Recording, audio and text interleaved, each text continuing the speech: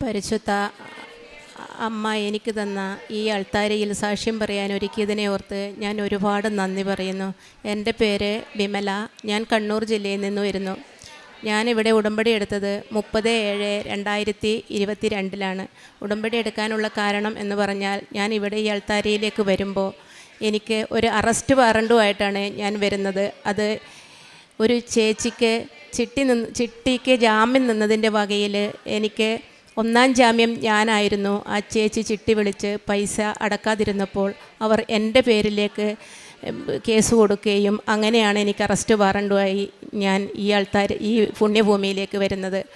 അപ്പോൾ ഞാൻ ഇവിടുന്ന് അമ്മയോട് ഉടമ്പടിയിൽ നിയോഗം വെച്ച് പ്രാർത്ഥിച്ചു, മാതാവേ, എൻ്റെ വീട്ടിൽ പോലും അറിയാതെയാണ് ഞാൻ ആ ചേച്ചിക്ക് ജാമ്യം നിന്നത്. അപ്പോൾ അതിൽ നിന്ന് എൻ്റെ മാതാവ് രക്ഷിച്ചേ പറ്റൂ. അങ്ങനെ ഞാൻ ഇവിടുന്ന് ഉടമ്പടിയുടെ കാര്യങ്ങളെല്ലാം പൂർത്തിയായി വീട്ടിലെത്തി. തിങ്കളാഴ്ച രാവിലെ വക്കീൽ എന്നോട് വിളിച്ചിട്ട് പറയുന്നു, നിങ്ങളുടെ അറസ്റ്റ് വാറണ്ട് ഒഴിവാക്കിയെന്ന്. അമ്മയ്ക്ക് ഒരുപാട് നന്ദി. അത് കഴിഞ്ഞ് 2ാമത്തെ പുതുക്കൽ വന്നപ്പോൾ ആ ചേച്ചി തന്നെ ആ പൈസ ഫുള്ളടിച്ച് എന്നെ പരിശുദ്ധമ്മ ആ കേസിൽ നിന്നും പൂർണ്ണമായും ഒഴിവാക്കി തന്നു. അതിനെ പരിശുദ്ധമ്മയ്ക്കും തിരുകുമാരനും കൊടാനുകൂടി നന്ദി പറയുന്നു. എൻ്റെ 2ാമത്തെ സാക്ഷി എന്ന് പറഞ്ഞത്, ഞാൻ ഉടമ്പടി എടുക്കുന്നതിന് മുമ്പേ ഞാൻ യൂട്യൂബ് വഴിയാണ് മാതാവിനെക്കുറിച്ച് കൂടുതൽ അറിയുന്നതും. രാവിലെ പ്രത്യക്ഷീകരണ പ്രാർത്ഥനയും വൈകുന്നേരം ഉടമ്പടി പ്രാർത്ഥനയും ഞാൻ മുടങ്ങാതെ ചെല്ലുകയും, കാരണം എനിക്ക് വീട്ടിലേക്കൊരു വഴിയില്ലായിരുന്നു. 40 വർഷമായിട്ട് ഞങ്ങൾക്ക് വഴിയില്ല, നടവഴി മാത്രമേ ഉണ്ടായിരുന്നുള്ളൂ. അത് ഞങ്ങളുടെ സ്ഥലം തന്നെയായിരുന്നു. ചേട്ടൻ വഴി വെക്കാതെ സ്ഥലം വേറെ ഒരാൾക്ക് കൊടുത്തുപോയി. അങ്ങനെ ആ സ്ഥലം കൊടുത്ത ചേട്ടൻ ഞങ്ങൾക്ക് തരാമെന്ന് പറഞ്ഞെങ്കിലും ഞങ്ങൾ ബാങ്കിൽ നിന്ന് ലോൺ എടുത്ത് വീട്ടിൽ കാശ് കൊണ്ടുവച്ചപ്പോൾ പിന്നെ ആ ചേട്ടൻ വിളിച്ചിട്ട് ഫോൺ എടുക്കാതെയായി. അങ്ങനെ ഒരുപാട് തവണ വിളിച്ചിട്ടും ഫോൺ എടുക്കുന്നില്ല. അപ്പോൾ ഞാൻ എൻ്റെ അമ്മയോട് പറഞ്ഞു, മാതാവേ, ഫെബ്രുവരി 28-ാം തീയതി 5 മണിക്ക് മുമ്പായിട്ട് ആ ചേട്ടൻ ഞങ്ങളെ വിളിച്ച് സ്ഥലം ഞങ്ങൾക്ക് തരാമെന്ന് പറഞ്ഞിരുന്നെങ്കിൽ ഞാൻ എൻ്റെ അമ്മയുടെ അടുത്താലിൽ വന്ന് ഞാൻ സാക്ഷ്യപ്പെടുത്തിക്കൊള്ളാമെന്ന് ഞാൻ പറഞ്ഞു. അതുപോലെ ഫെബ്രുവരി 28-ാം തീയതി 5 മണിക്ക് ആ ചേട്ടൻ ഞങ്ങളെ വിളിച്ചിട്ട് പറയുന്നു, സ്ഥലം നാളെ ഞാൻ അളക്കാൻ വരും, റെഡിയായി ഇരുന്നോളാൻ. അന്ന് ആ മാതാവിൻ്റെ കൃപയാലേ ഞങ്ങൾക്ക് ആ സ്ഥലവും റോഡായിട്ട് കിട്ടി. പിന്നെ എൻ്റെ 3ാമത്തെ സാക്ഷ്യം എന്ന് പറയുന്നത്, ഞാൻ ഡ്രൈവിങ് പഠിക്കുന്നുണ്ടായിരുന്നു. നന്നായിട്ട് ഡ്രൈവിങ് ചെയ്തുകൊണ്ടിരിക്കുന്ന ഒരാളായിരുന്നു. പക്ഷേ അവിടെ എത്തുമ്പോൾ എന്തോ കിട്ടുന്നില്ല. 2 തവണ ഞാൻ ഡ്രൈവിംഗ് ടെസ്റ്റ് ചെയ്തു. 2 തവണയും ഞാൻ ഫെയിലായി. 3ാമത്തെ തവണ ഞാൻ ഡ്രൈവിങ്ങിന് പോകുമ്പോൾ ഞാൻ പരിശുദ്ധ അമ്മയുടെ ഉപ്പ് ആ വണ്ടിയിൽ വിതറുകയും അതിൻ്റെ ഫലമായി എനിക്ക് ഡ്രൈവിംഗ് ടെസ്റ്റ് പാസ്സാകാൻ പറ്റി. പിന്നെ ഞാൻ പ്രേക്ഷിത പ്രവർത്തനമായിട്ട് ചെയ്യുന്നത്, ഇവിടുന്ന് പത്രം മേടിക്കും. എല്ലാ ഗവൺമെൻറ് ഹോസ്പിറ്റലുകളിലും ബസ് സ്റ്റാൻഡുകളിലും വീടുകളിലും വിശ്വാസ പ്രമാണം ചൊല്ലി നമ്മുടെ ഉടമ്പടി വിശുദ്ധമായ തൈലം പുരട്ടി അർഹതപ്പെട്ടവരുടെ കയ്യിൽ കിട്ടണമേ എന്ന് പ്രാർത്ഥിച്ചുകൊണ്ടാണ് ഞാൻ പത്രം കൊടുക്കുന്നത്. അതുപോലെ കാരുണ്യപ്രവൃത്തി പിന്നെ ഞാൻ അച്ഛൻ്റെ ധ്യാനങ്ങളും ഡെയിലി ബ്രെഡും സാക്ഷ്യങ്ങളും എല്ലാം മറ്റുള്ളവർക്ക് ഷെയർ ചെയ്തു കൊടുക്കുമായിരുന്നു. പിന്നെ കാരുണ്യപ്രവൃത്തിയായിട്ട് ഞാൻ ചെയ്യുന്നത്, ഗവൺമെൻറ് ഹോസ്പിറ്റലിൽ ചെല്ലുകയും അവിടുത്തെ രോഗികൾക്ക് അവർക്ക് വേണ്ടുന്ന എന്താണെന്ന് വെച്ചാൽ ഞാൻ വാങ്ങിച്ചു കൊടുക്കുകയും, അനാഥാലയങ്ങൾ പോയി അവരെ വസ്ത്രം അലക്കി കൊടുക്കുകയും അതോടൊപ്പം തന്നെ അവർക്ക് ഫുഡിനുള്ള പൈസ കൊടുക്കുകയും എന്നെ കഴിയുന്നത് പോലെ ഞാൻ ചെയ്തു. പിന്നെ എനിക്ക് എൻ്റെ ആത്മീയ ജീവിതത്തിൽ വന്നത്, എനിക്ക് ഒരുപാട് ദേഷ്യം വരുന്ന ഒരാളായിരുന്നു. എനിക്ക് എല്ലാവരോടും ക്ഷമിക്കാനും ഉള്ള കൃപ നൽകി. അരമണിക്കൂർ ഞാൻ എന്നും ബൈബിള് വായിക്കും. ഇത്രയും അനുഗ്രഹം തന്ന എൻ്റെ പരിശുദ്ധ അമ്മയ്ക്കും തിരുകുമാരനും ഞാൻ കോടാനുകൂടി നന്ദി പറയുന്നു. സങ്കീർത്തനങ്ങൾ 68:5-6 തിരുവചനങ്ങൾ. ദൈവം തൻ്റെ വിശുദ്ധ നിവാസത്തിൽ അനാഥർക്ക് പിതാവും വിധവകൾക്ക് സംരക്ഷകനുമാണ്. അഗതികൾക്ക് വസിക്കുവാൻ ദൈവം ഇടം കൊടുക്കുന്നു. അവിടുന്ന് തടവുകാരെ മോചിപ്പിച്ച് ഐശ്വര്യത്തിലേക്ക് നയിക്കുന്നു.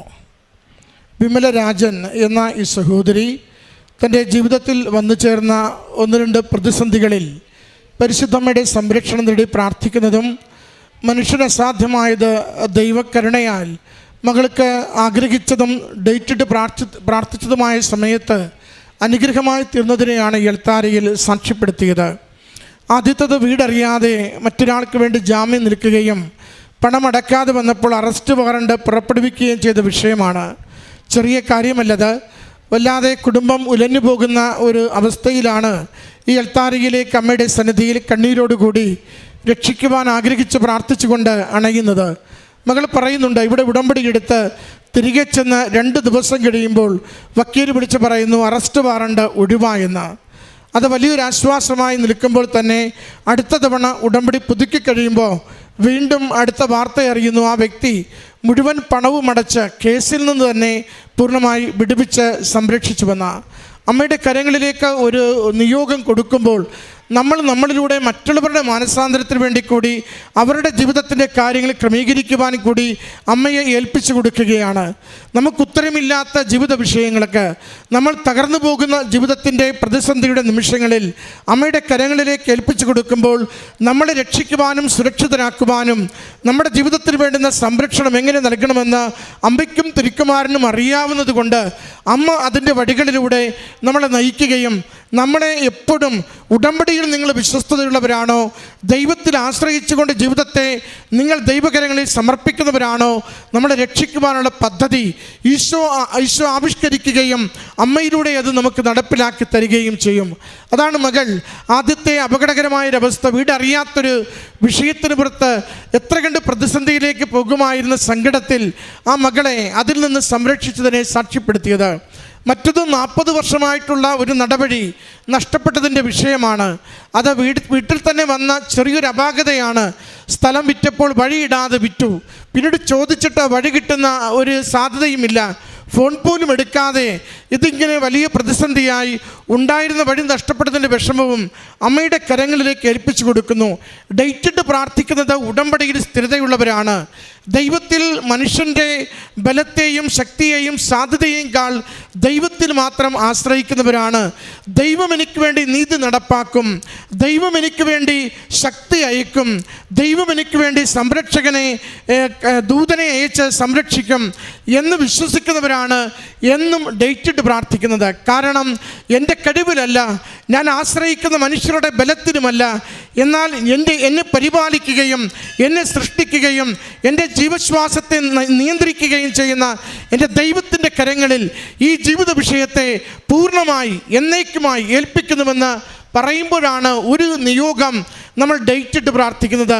പിന്നെ മുഴുവൻ ഉത്തരവാദിത്വവും ദൈവത്തെ ഏൽപ്പിക്കുകയാണ്, മുഴുവൻ പരിശ്രമവും ദൈവത്തിൻ്റെ കരങ്ങളിലേക്ക് ഏൽപ്പിക്കുകയാണ്. നമ്മൾ അനുതപിച്ചുകൊണ്ട് പൂർണ്ണമായ ആ വിഷയത്തിൽ നിന്ന് വൈകാരികമായ ബന്ധങ്ങളെ മാറ്റുകയാണ്. മകൾ സഹോദരി പറയുന്നുണ്ട്, ഫെബ്രുവരി 28 5 മണിക്ക് മുമ്പ് എന്നൊരു സമയം കുറിച്ചുകൊണ്ടാണ് ഡേറ്റിട്ട് പ്രാർത്ഥിക്കുന്നത്. ഉടമ്പടി വൃത്തിയോടുകൂടി ജീവിച്ചു പോകുമ്പോൾ അതേ ദിവസം അതേ സമയത്ത് ആ വ്യക്തി വിളിച്ചുകൊണ്ട് ആ വഴി കൊടുക്കുവാൻ തീരുമാനിക്കുന്നതിനെയാണ് സാക്ഷ്യപ്പെടുത്തുന്നത്. സമയത്തിന് മേൽ ഈശോയ്ക്ക് അധികാരമുണ്ട്.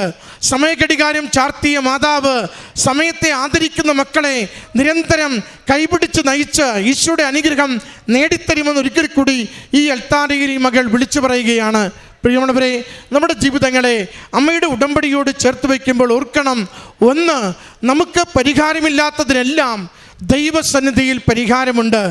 നാം പരിശ്രമിച്ച് ഇനിയൊന്നും നടക്കില്ലെന്ന് ഉറപ്പിച്ച വിഷയങ്ങൾക്കെല്ലാം ദൈവത്തിൻ്റെ കരങ്ങളിൽ ഉറപ്പായും പ്രതീക്ഷയുള്ള വഴികളുണ്ട്. അതുകൊണ്ട് നമ്മുടെ ജീവിതത്തിൻ്റെ ഏതൊരു വിഷയത്തെയും അസാധ്യമെന്ന് കരുതുന്നത്, തീരത്തിലെന്ന് കരുതുന്നത്, കൂടുതൽ പ്രശ്നത്തിലേക്ക് നമ്മളെ നയിക്കുമെന്ന് കരുതുന്നത്, ആ വിഷയങ്ങളെ അമ്മയുടെ കരങ്ങളിലേക്ക് ഏൽപ്പിച്ചു കൊടുക്കുക. ദൈവം കരബലത്തോടുകൂടി നമുക്കായി ഉയർന്നു നിൽക്കും. നീതിയോടുകൂടി നമുക്ക് വേണ്ടി അവിടുന്ന് നീതി സ്ഥാപിച്ചു തരുന്നത് വരെയും കൂടെ നിന്ന് പ്രവർത്തിക്കും. ഈ മകൾക്ക് ലഭിച്ച ഈ അനുഗ്രഹങ്ങൾക്ക് നന്ദി പറഞ്ഞുകൊണ്ട് കരങ്ങളടിച്ച് ഈ സാക്ഷ്യം നമുക്ക് സമർപ്പിക്കാം. അത്യപൂർവ ദൈവാനുഭവങ്ങൾ ഇനി നിങ്ങൾക്കും സ്വന്തം. ഈ യൂട്യൂബ് ചാനൽ ഇതുവരെ സബ്സ്ക്രൈബ് ചെയ്തിട്ടില്ലെങ്കിൽ ഇപ്പോൾ തന്നെ സബ്സ്ക്രൈബ് ചെയ്യുക. ഈ വീഡിയോ ഇപ്പോൾ തന്നെ നിങ്ങളുടെ സുഹൃത്തുക്കൾക്ക് ഷെയർ ചെയ്തുകൊണ്ട് കർത്താവിൻ്റെ പ്രേക്ഷിതരാകുക.